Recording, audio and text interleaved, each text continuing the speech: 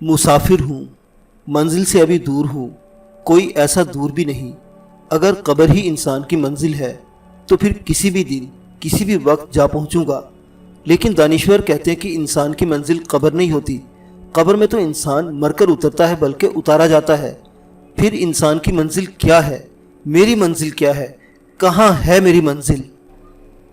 अस्सलाम वालेकुम दोस्तों, प्लान बी की जासूस सीरीज़ में खुश आमदीद। मुअज़्ज़िज़ सामीन हज़रात, आइए सुनते हैं अनायतुल्लाह की हंगामा खे सरगुज़श्त मंजिल और मुसाफिर किस्त नंबर 29।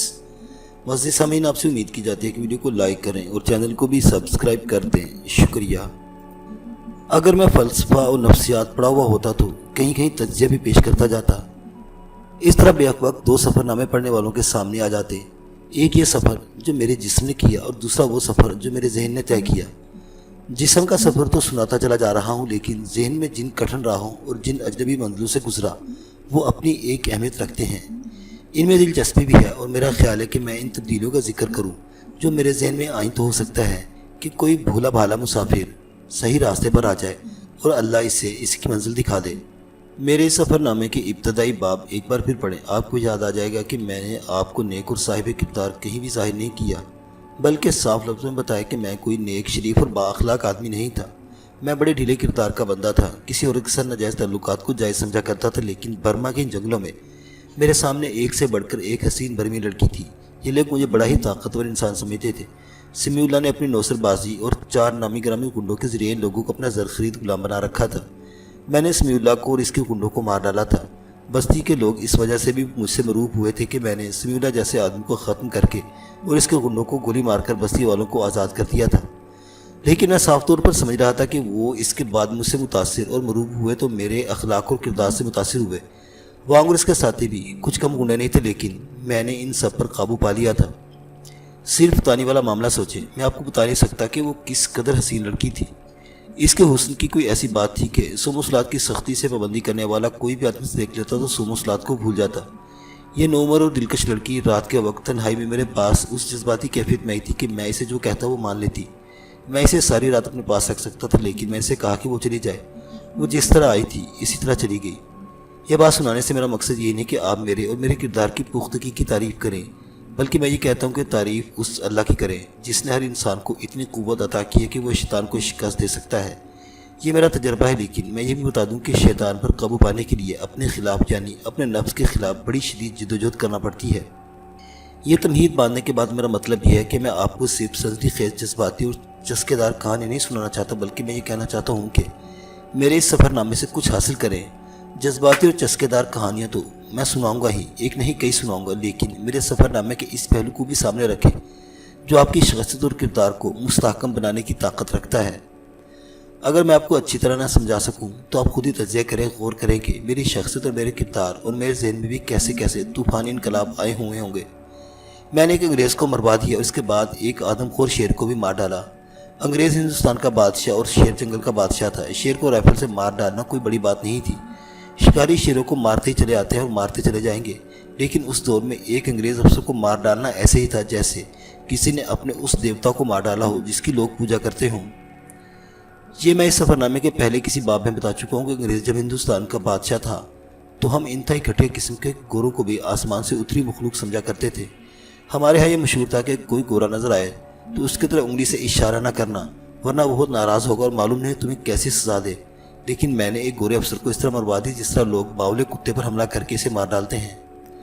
मुख्तसर ये कि ये फ़रंगी हमारे ज़हन दिल पर नहीं बल्कि हमारी रूहों पर भी गालिब आए हुए थे। मैंने अपने बादशाह और जंगल के बादशाह को मार डाला तो बस्ती वालों पर यह आलम तारी हो गया कि मैंने कहता कि मुझे देवता समझो और मेरे आगे सजदा करो, तो ये लोग रूह की गहराई से मेरे आगे सजदा करते। लेकिन मेरे अंदर कुछ और तब्दीलियाँ पैदा हो गई। वो ये कि मैंने अपने ज़हन में ये ख्याल बिठा लिया कि ये मज़लूम लोग कसम पुरसी की हालत में मुझे अपना मुहाफ़िज़ समझते हैं। मेरी अपनी हालत ये थी कि मैं खुदा को अपना हाफिज़, हामी और नासिर समझता था और मेरे दिल में ये दुआएं निकलती थी कि ऐ पैदा करने वाले, मेरी जान की हिफाजत करने वाला सिर्फ तू है।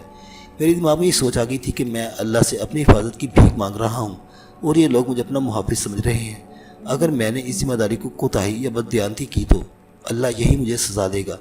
یہ لوگ رنگون یا جہاں جہاں بھی آئے ہوئے تھے اپنی جانیں بچا کر نہیں لائے تھے، بلکہ یہ اپنی عورتوں کی عزتیں محفوظ رکھنے کے لیے یہاں اس جنگل میں آ کر آباد ہوئے تھے۔ میں چلا تو کسی اور منزل کی طرف تھا، لیکن ایسے ماحول میں یا ایسی دنیا میں پہنچ گیا جہاں صرف حادثات کی یا عجیب و غریب واقعات کی ہی توقع رکھی جا سکتی تھی۔ بات آگے چلانے سے پہلے میں بتانا چاہتا ہوں کہ شیر کے مرنے کے بعد لوگوں نے اس کے ساتھ کیا سلوک کیا تھا۔ میرے بھیجے ہوئے آدمی نے جب بستی میں جا کر اطلاع دی کہ میں نے شیر کو مار دیا تو بستی کی ساری آبادی اٹھ دوڑی اور مرے ہوئے شیر کو دیکھنے کے لیے لوگوں سے جو دھکم پیل کی وہ بڑی دلچسپ تھی۔ سب لوگ بہت خوش تھے کہ ایک بڑا خطرہ ختم ہو گیا۔ جو لوگ شیر کو دیکھ لیتے تھے وہاں سے ہٹ کر مجھے حیرانگی کی نظر سے دیکھتے تھے۔ میں نے شیر مارا ہے۔ میری بہادری تو اب مصدقہ اور مسلمہ ہو چکی تھی۔ لوگ شیر کو گھسیٹ کر بستی میں لے آئے۔ 3-4 آدمی نے مل کر شیر کی کھال اتاری۔ میں اپنے جھونپڑے میں چلا گیا۔ رات کو مجھے بتایا گیا کہ بہت سے لوگوں نے شیر کو بکرے کی طرح کاٹ کر اس کا گوشت آپس میں تقسیم کر لیا تھا۔ میرا خیال تھا کہ شیر کا گوشت صرف غیر مسلموں نے کھایا ہوگا، لیکن پتہ چلا کہ بعض مسلمانوں نے بھی یہ حرام گوشت کھا لیا تھا۔ یہ گوشت تو کسی کے لیے بھی جائز نہیں تھا۔ میں نے کہا، کسی بھی وحشی درندے کا گوشت جائز نہیں سمجھا جاتا۔ تمہیں شاید معلوم نہیں، پاس بیٹھے بوڑھے برمی نے کہا، اگر اپنے ہاتھوں سے مارے ہوئے شیر کا گوشت کھا لیا جائے تو کھانے والے میں شیر جیسی تیزی اور طاقت پیدا ہو جاتی ہے اور دل سے ڈر نکل جاتا ہے۔ میں نے سوچا کہ اس جنگل میں اور اس قسم کی زندگی میں جیسی یہ لوگ گزار رہے ہیں سب کچھ ہی جائز ہے۔ وانگ عقل مند آدمی تھا۔ اگر وہ اتنا عقل مند نہیں تھا جتنا میں سمجھتا تھا تو اس کی یہ خوبی میرے لیے کافی تھی کہ میرا مخلص دوست تھا اور اس سے ایسا کوئی خطرہ نہیں تھا کہ وہ کبھی دھوکہ دے گا۔ اس کے 4-5 ساتھی بھی اس جیسے تھے۔ میں نے انہیں کئی بار جانا تھا کہ مجھے دریا پار کرا دیں اور منزل تک پہنچا دیں۔ میں نے بتایا تھا کہ میں ان پانیوں تک پہنچ کر انڈین نیشنل آرمی کے ہیڈ کوارٹر میں جانا چاہتا ہوں۔ ہر بار وانگ اور اس کے ساتھی میری حوصلہ شکنی کی تھی۔ وہ کہتے تھے کہ ہو سکتا ہے کہ جاپانیوں نے ایک جال بچھایا ہو اور وہ ہندوستان کے فوجیوں کو اس جال میں پھانس کر انہیں جنگی قیدی بنا لیتے ہوں۔ اس کے علاوہ یہ لوگ کہتے تھے کہ عورتوں کے معاملے میں جاپانی ایک نہیں اور اس قسم کی قوم پر توقع نہیں کرنی چاہیے اور بھروسہ بھی نہیں۔ شیر کو مارنے کے 2-3 بعد میں نے وانگ سے کہا کہ مجھے کوئی گائیڈ نہیں دے سکتا تو راستہ ہی بتا دے، میں خود ہی چلا جاؤں گا۔ ایک بات پر غور کرے صاحب، وانگ نے کہا، آپ کو معلوم ہے کہ کل اس قصبے میں گیا تھا جہاں سے ہم اپنی ضرورت کی چیزیں لایا کرتے ہیں۔ وہاں لوگوں میں یہ خبر پھیلی کہ جاپانی برما سے بھاگ رہے ہیں۔ وہ جو خود بھاگ رہے ہیں وہ ہندوستانیوں کی کیا مدد کریں گے؟ اب آپ جاپانیوں پر اتنا اعتبار نہ کریں صاحب۔ اگر آپ نے جانا ہی ہے تو کچھ دن اور انتظار کر لیں، کہیں ایسا نہ ہو کہ آپ جاپانیوں کے ساتھ جا ملیں اور انہیں شکست ہو جائے، پھر آپ پکڑے جائیں تو انگریز وہیں آپ کو گولی مار دیں۔ میں نے وانگ کی بات کو رد نہ کیا۔ اس انگریز پائلٹ نے بھی جسے میں نے مروا دیا تو مجھے بتایا تھا کہ جاپانی پیچھے ہٹ رہے ہیں اور آدھا برما آزاد کرا لیا گیا ہے۔ میں نے اس مسئلے پر بہت غور کیا۔ میری پوزیشن میرے لیے بہت خطرناک تھی۔